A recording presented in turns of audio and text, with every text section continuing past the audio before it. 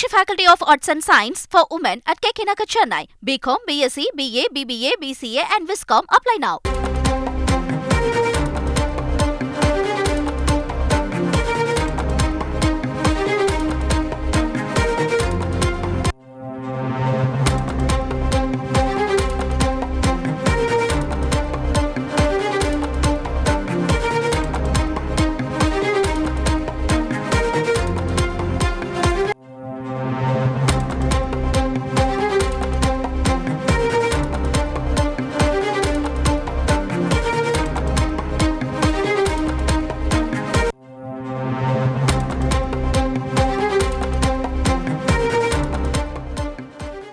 மூன்று குற்றவியல் சட்டங்களும் ஆங்கில எழுத்துக்களில்தான் பெயரிடப்பட்டிருக்கின்றன என சென்னை உயர்நீதிமன்றத்தில் மத்திய அரசு விளக்கத்தை கொடுத்திருக்கிறது. விவரங்களை செய்தியாளர் சுரேஷ் இருக்கலாம். சுரேஷ், வணக்கம். சுரேஷ், மத்திய அரசின் இந்த விளக்கம் தொடர்பான முழு விவரங்கள் என்ன, எந்த வழக்கில் இதன் பின்னணி என்ன, எந்த வழக்கில் இப்படி மத்திய அரசு விளக்கம் கொடுத்திருக்கிறது?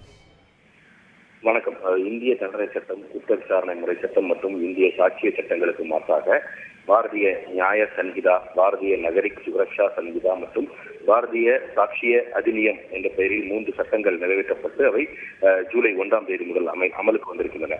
இந்த சட்டங்கள் இந்தி மற்றும் சமஸ்கிருத மொழிகளில் பெயர் சூட்டப்பட்டுள்ள காரணத்தினால் இந்த சட்டங்களை அரசியல் அமைப்பு சட்டத்திற்கு விரோதமானவை என்று அறிவிக்க வேண்டும் என்ற கோரிக்கையுடன் வழக்கறிஞர் ராம்குமார் என்பவர் உயர்நீதிமன்றத்தில் ஒரு வழக்கை தாக்கல் செய்திருந்தார். அந்த மனுவில் அவர் நாட்டில் 28 மாநிலங்கள், 8 யூனியன் பிரதேசங்களில் 9 மாநிலங்கள், 2 யூனியன் பிரதேசங்களில் மட்டும்தான் இந்தி அலுவல் மொழியாக இருக்கிறது என்று சுட்டிக்காட்டியிருக்கிறார்.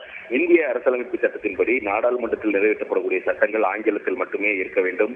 வேறு மொழிகளில் சட்டம் இயற்ற நாடாளுமன்றத்திற்கு அதிகாரம் இல்லை என்று மனுவில் சுட்டிக்காட்டியிருக்கிறார். அதனால் அரசியலமைப்பு சட்டத்துக்கு எதிராக இந்தியில் பெயரிடப்பட்டிருக்கக்கூடிய இந்த 3 சட்டங்களையும் அரசியல் சட்டத்துக்கு விரோதமானது என்று அறிவிக்க வேண்டும் என்று ஆங்கிலத்தில் பெயர் வைக்க வேண்டும் என்றும் அந்த மனுவில் அவர் கோரிக்கை விடுத்திருக்கிறார். இந்த வழக்கு பொறுப்பு தலைமை நீதிபதி மகாதேவன் மற்றும் நீதிபதி முகமது சபிக் அடங்கிய அமர்வில் இன்றைக்கு விசாரணைக்கு வந்தது. அப்போது மத்திய அரசின் சார்பில் ஆஜரான கூடுதல் சொலிசிட்டர் ஜெனரல் ARL சுந்தரேசன் இந்த 3 சட்டங்களும் ஆங்கிலத்தில் தான் நிறைவேற்றப்பட்டிருக்கின்றன, ஆங்கிலத்தில் அந்த சட்டங்களுடைய பெயர்கள் கூட ஆங்கில எழுத்துக்களில் தான் இடம்பெற்றிருக்கின்றன என்று விளக்கினார். மேலும் இந்த சட்டங்கள் அரசியலமைப்பு சட்ட விதிகளை மீறவில்லை எனவும் எவரின் உரிமையையும் பாதிக்கவில்லை என்றும் அவர் குறிப்பிட்டார். இந்த சட்டங்களுக்கு பெயர் சூட்டுவதுடைய விவகாரம் என்பது தேர்ந்தெடுக்கப்பட்ட நாடாளுமன்றத்தினுடைய விருப்பம் என்றும் அதில் நீதிமன்றம் தலையிட முடியாது என்றும் தெரிவித்தார். இதையடுத்து இந்த மனுவுக்கு ஜூலை 23ஆம் தேதிக்குள் பதிலளிக்க வேண்டும் என்று மத்திய அரசுக்கு நீதிபதிகள் உத்தரவிட்டு விசாரணையை தள்ளி வைத்திருக்கிறார்கள். விவரங்களுக்கு நன்றி Suresh. Meenakshi Faculty of Arts and Science for Women at KK Nagar, Chennai. BCom, BSc, BA, BBA, BCA and Viscom. Apply now.